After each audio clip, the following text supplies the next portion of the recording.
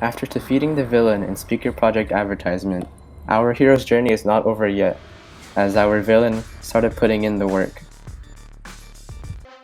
He worked very hard and eventually became immune to the effects of sounds. It's so cool.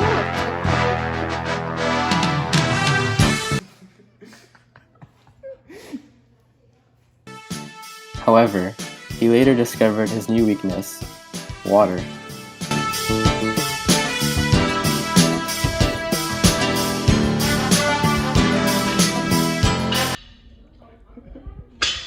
And then our hero and villain got into a fight.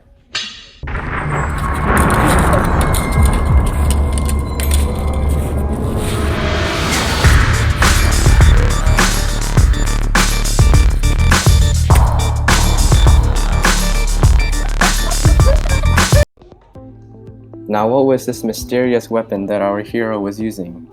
Allow me to explain. Herons Fountain is a hydraulic machine that keeps a constant flow of water like a fountain through the use of pressure and fluid dynamic principles. It was invented by Hero of Alexandria, also known as Heron of Alexandria. Heron was a 1st century AD inventor, mathematician, and physicist who also discovered Heron's formula. He was also well known for creating various mechanical devices, such as a wind-powered organ and an aeolipile. Heron initially created the fountain as a way to show his students how certain physical and mathematical principles worked. Currently in the real world, Herons Fountain specifically is used to teach and demonstrate the principles of hydraulics with water and air pressure. Although Herons Fountain can't be seen in modern technologies, fountains can still be seen in everyday life in parks or in front of buildings, as they create a water spectacle and are used as entertainment for the public to witness. Heron never found a way to create a non-stop Herons Fountain that would go on forever, and neither did the world. However, there are ways to make the fountain last longer that have been discovered by scientists. One of these ways is to make the volumes of air supply and water supply containers larger than the volume of the basin, and the other way is to use boiling and condensing to transfer water through the fountain. Now, how do you make the Herons Fountain like our hero did? First, take out the caps of 2 bottles and hot glue them together.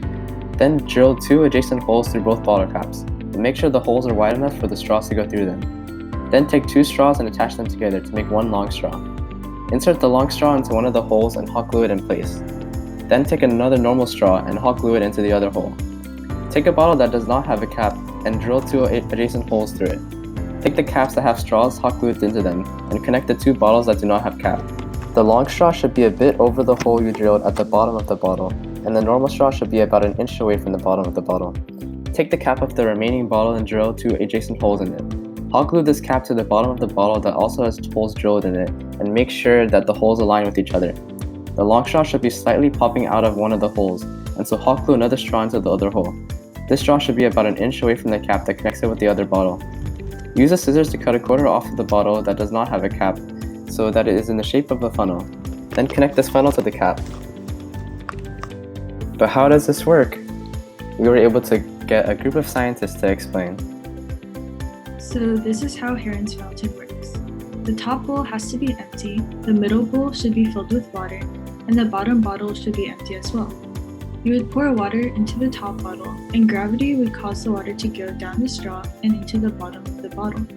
The dense water pouring down to the bottom bottle will push the air that was inside of it into the middle bottle as it travels through the straw. The addition of the air in the middle bottle increases the pressure in the bottle. The middle bottle will now have higher pressure than atmospheric pressure. This will cause water to flow up the fountain as water flows from high pressure to low pressure. This will create a fountain. The fountain will stop once there is no more water in the middle bottle. Eventually, you'll be able to make your own Herons Fountain. We managed to steal the one that our hero had and use it for ourselves. This is how it worked.